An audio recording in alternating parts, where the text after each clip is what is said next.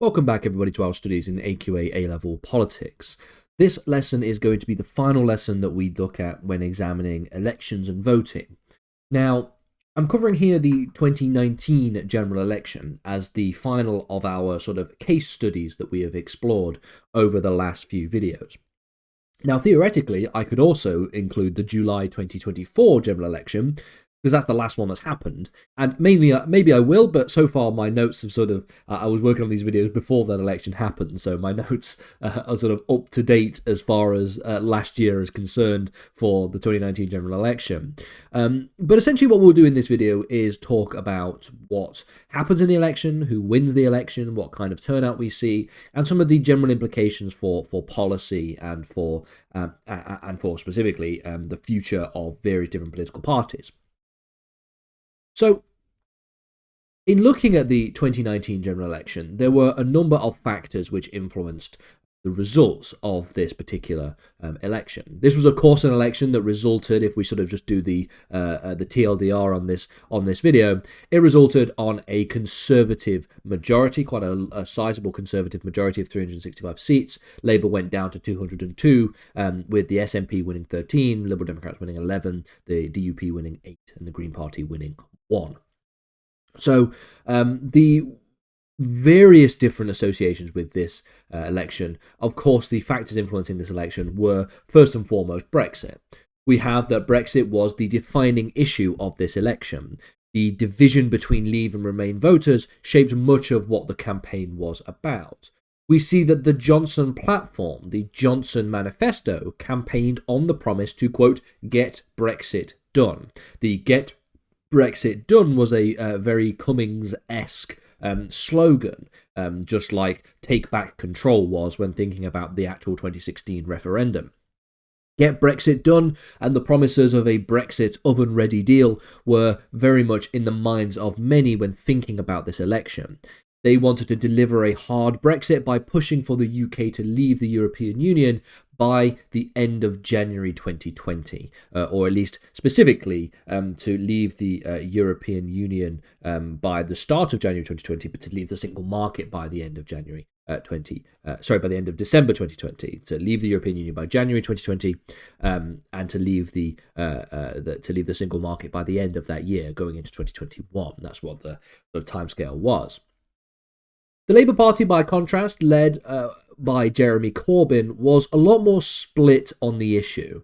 So Corbyn's election campaign, I remember it very well, begins with a sort of indecisive approach to Brexit and ends with the emphasis on a second referendum on Brexit, with the Labour votes and with Labour himself and Corbyn himself being neutral on the question. This was probably a very alienating position. People who were more pro-Brexit than not would have never voted for Jeremy Corbyn on account of that particular platform, and people who were indifferent towards Brexit, who just wanted it to be dealt with, would have also been more leaning towards Boris Johnson's Conservative Party.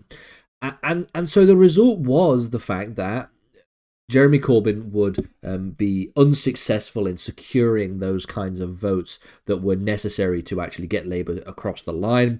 And Boris Johnson, through a combination of general popularity at the time, populism, slogans, as well as the sort of idea of getting Brexit done, was put at an advantage when coming into this election. And so when we get to the election itself, we can see that there's a massive victory for the Tories compared to that of the Labour Party. Another factor that influenced this election was political leadership. We see that Boris Johnson emerges in 2019, earlier on in the year, as a decisive figure, especially after the resignation of Theresa May as Prime Minister earlier in 2019, as I mentioned. So Johnson's strong stance on delivering Brexit seemed to resonate with a lot of the working class voters of the so-called Red Wall. Now, these were constituencies in the north of England which had been traditional Labour strongholds because they had traditionally been associated with the working class. But as time went on, we see that the working class tended to vote more in favour of Brexit than against Brexit. And so there is a sort of misalignment of political values. You have the sort of working class traditional Labour voters who are now giving the Conservative Party a chance by voting for Boris Johnson because of and on the basis of Brexit. On the other hand, Jeremy Corbyn's leadership was widely criticised, many perceiving him as particularly ineffective, especially when it came to addressing Brexit. Corbyn's leadership also alienated a lot of pro-European voters as well as centrist voters, contributing to Labour's heavy losses. Essentially, if you take a neutral stance on Brexit, you're going to alienate everybody who is pro-Brexit and everybody who is anti-Brexit. And so the result of this is the fact that we see a collapse of the so-called Red Wall. So, examples of places such as Workington, Wigan, and Bassetlaw are all examples of constituencies that voted for the Conservative Party for the first time in decades, sometimes for the first time ever. The shift reflected voters' frustration with Labour's ambiguous stance on Brexit, as well as concerns about leadership and economic issues. Now, it's not easy to have been Jeremy Corbyn at that point, because fundamentally the idea of Brexit was one that was difficult to campaign in, because ultimately, if Jeremy Corbyn had said that they were going to be pro-Brexit and they were going to support a Brexit deal, they would have to try and distance themselves from the Conservative Party in terms of what that Brexit deal would actually look like. Okay, you're going to get a Brexit deal, you're going to go forward with Brexit. What are you going to do that's different to what Boris Johnson is going to do? And I don't think Labour had a very good answer to that question. And so, on the other hand, if you went straight in for the pro-Remain position, that you're just going to sack off the Brexit referendum, you're going to delete all of that kind of conversation that we've had, then you're obviously going to be open to challenges about being anti-democratic and anti-referendum and all this different kind of thing. So Labour did struggle, and nobody is going to blame them for struggling at this particular point, and is one of the reasons why prior to the calling of this general election, it seemed to be quite clear that Labour wanted to see a Brexit deal get done. Of course, Boris Johnson wanted to try and run on the issue of Brexit if he could, or at the very least run on the issue of being successful with Brexit. And Jeremy Corbyn probably wanted to have Brexit dealt with before a general election was called. And so you're stuck in a very difficult position if you're Labour at this point, because for Boris Johnson, it was simply get Brexit done, and at which case you're going into the general election as the man who got Brexit done and therefore could do lots of other things. So that will probably stand you in good stead to being potentially a pretty strong candidate. Or, if Brexit hasn't been done at the time at which you are calling a general election, you're going to campaign on getting Brexit done, which again stands you in good stead for a good result in the election. So I think Boris Johnson was always going to be successful in this campaign. It was just a matter of whether or not he was going to be more or less successful than he was, and it turned out he was very successful. We also see that there are other parties that obviously have to be talked about. The Liberal Democrats at the time were led by leader Jo Swinson. Jo Swinson, who, in fact, I believe lost her own seat in the process of this election, so didn't do very well at all. They did not resonate widely with the electorate, and they only gained 11 seats, despite having a significant national support. So the position of Jo Swinson's Liberal Democrats was pro-Remain. And it was essentially, if you vote for us, a vote for the Liberal Democrats is a vote for remaining. So what they suggested was that essentially, if they got into office, let's say a whole swaths of the electorate voted for the Liberal Democrats and they won a majority in the House of Commons, the position was that that would essentially be a referendum on Brexit. That would essentially be a signalling to the majority of the population that they want to remain in the European Union. So they would say, okay, if you vote us into office, we will eliminate this whole Brexit conversation. We will stay in the European Union. We'll overturn the referendum. And The problem with that position, of course, is that some people were still very much pro-Brexit at the time. But the other problem with that position is that they didn't quite signal to the electorate what they meant by this. It seemed like what they meant by this was, if you voted into office, we will just ignore the referendum. And that is perceived as undemocratic. But when you think about it, if the Liberal Democrats won a majority on the back of saying that we're going to overturn the referendum, that in and of itself is the mandate required to overturn the referendum. So that's why they sort of viewed it as a referendum on Brexit. They campaigned on it being a second referendum, that if you vote us into office as the Liberal Democrats, you have essentially voted against Brexit. And so therefore we're going to go against Brexit and we're going to then overturn the referendum. But none of that worked. Jo Swinson lost. I believe Jo Swinson lost her own seat, and so the result was very much skewed against them. The Brexit Party was led by Nigel Farage and had a limited campaign in 2019. It was a quite shoddy, quick turnaround in terms of how quickly they put the party together. And Nigel Farage was in a very difficult position himself when thinking about this position on Brexit, because Nigel Farage has historically been kept out of the Brexit circles in terms of the official Leave campaign. They didn't want to have anything to do with Nigel Farage. But Nigel Farage was running on a campaign for Brexit that was trying to be different to the campaign that the Conservatives were running on. So Boris Johnson was a populist. Boris Johnson was going for a hard Brexit. He was going for as hard a Brexit as he could possibly get. So Nigel Farage had to run on an even harder Brexit, which was difficult. It was difficult for him to sort of set himself apart from the Conservatives in this election, because the Conservatives at the time were basically doing what Nigel Farage wanted him to do. And so the result is that Nigel Farage had to try and campaign on the fact that the Brexit that the Conservatives were doing was just not the correct Brexit, or not the right kind of Brexit. As you can imagine, to an ordinary electorate, an ordinary voter, they're not going to care about what kind of Brexit is going to be implemented. If they're pro-Brexit, they just want Brexit to happen. That's essentially the point. And the result is that they didn't win any seats. They only secured 2% of the vote nationally. And we see that the lack of success was partly due to that, trying to set himself out from the rest of the pack, but also partly due to the fact that Farage standing down candidates in seats where Conservatives were likely to win.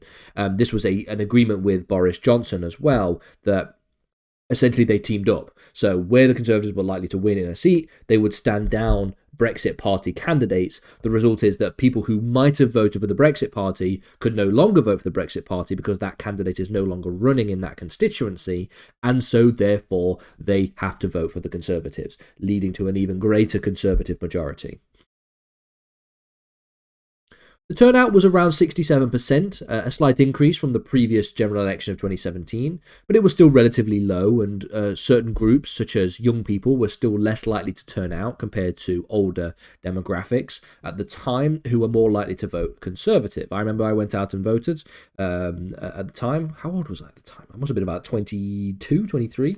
That ages me, that does, if you want to know how old I am now.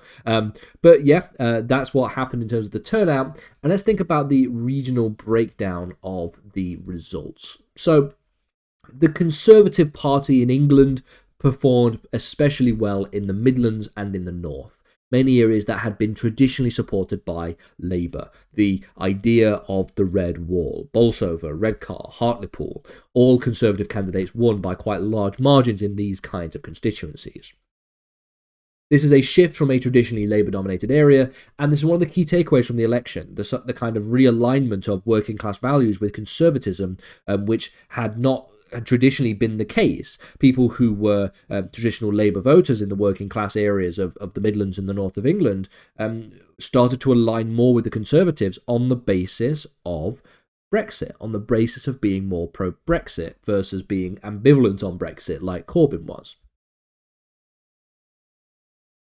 Of course, the Scottish National Party dominated in Scotland, winning a 48 out of 59 of the Scottish seats. This reflected Scottish discontent with Brexit and with Johnson's leadership, and many Scottish voters felt that they had been dragged out of the EU against their will, and many in the SNP saw it as a new opportunity, a revamped opportunity to advocate for Scottish independence again and have another referendum on that, essentially suggesting that the deal has changed, the contract has been changed now. No longer are we in the European Union. You're trying to take us out of the European Union when we voted overwhelmingly in Scotland to stay in the European Union. In Wales, this is where the Labour Party held most of its seats, although it still lost quite a few to the Conservatives. The election confirmed Wales's deep divisions over Brexit, with Labour performing better in areas that had voted Remain in the EU, as you can imagine, and the Conservatives making some inroads in areas where people had voted Leave. In terms of in Northern Ireland, the Democratic Unionist Party, the DUP, retained its seats, but other parties like Sinn Féin and the Alliance Party also gained some ground. Northern Ireland's elections results were heavily influenced by local issues, but again, the whole issue that is permeating this entire conversation is, of course, the problem of Brexit and the key issue of Brexit.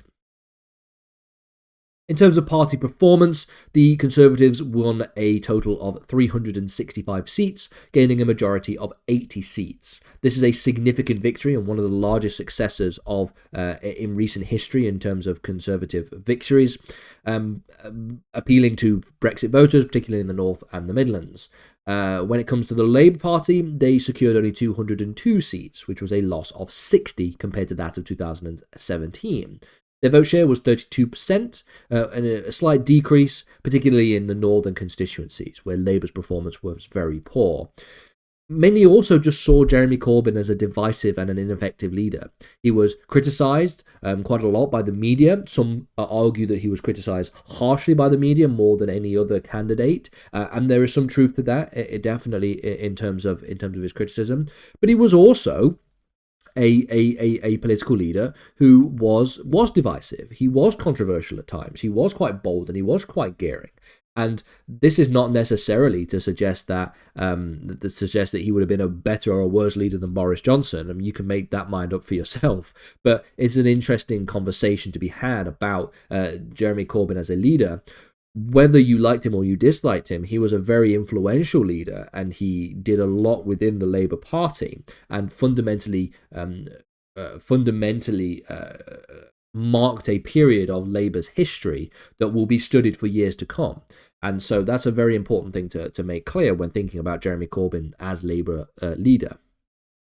The Liberal Democrats, as I mentioned already, only won 11 seats. Jo Swinson's personal leadership was also seen as a factor within the poor performance. In fact, as I mentioned earlier on, I thought that she had lost her seat. She did, in fact, in my notes here is written, she did lose her own seat in East Dunbartonshire, losing it to the SNP. So not a particularly successful performance for Jo Swinson as leader of the Liberal Democrats. She wasn't leader of the Liberal Democrats for very long. I believe it was early 2019 or maybe even late 2018 that she took the mantle of leader of the Liberal Democrats, and that was about it for Jo Swinson.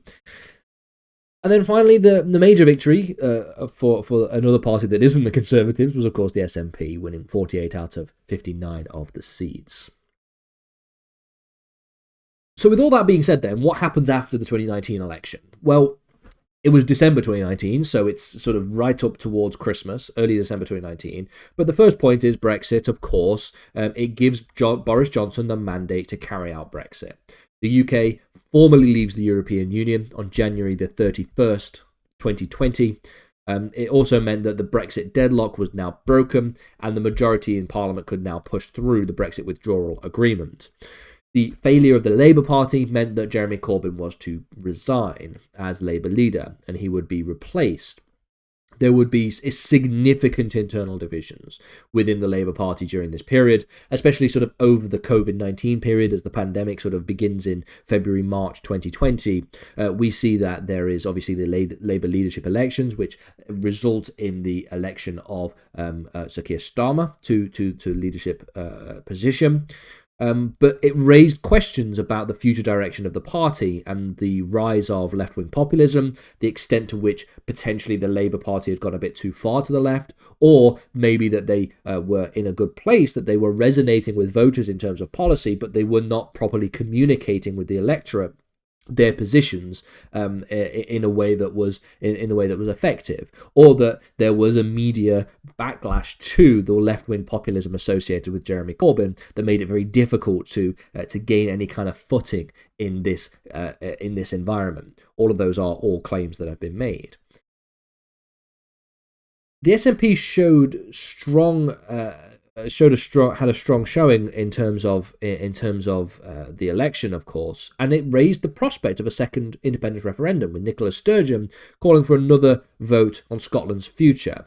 The rise of the SNP reflected a growing frustration in Scotland with the Westminster government, but it should just be noted that at the time of recording, the SNP have shrunk quite considerably in comparison to it in terms of its influence compared to this sort of post-2019 period, as we are now in a Labour administration. And then finally, of course, the debate about the electoral system will always rage when thinking about these questions. The electoral system played a significant role in the outcome, given that it disproportionately rewarded the Conservatives with a large majority, despite the fact that Labour did secure a substantial portion of the vote. It just didn't do so in a way that resulted in them winning enough seats. Labour, despite being the second largest party, saw its seat count fall far short of its vote share due to the concentration of its support in urban areas. So they did very well in certain urban areas, but they didn't do very well elsewhere.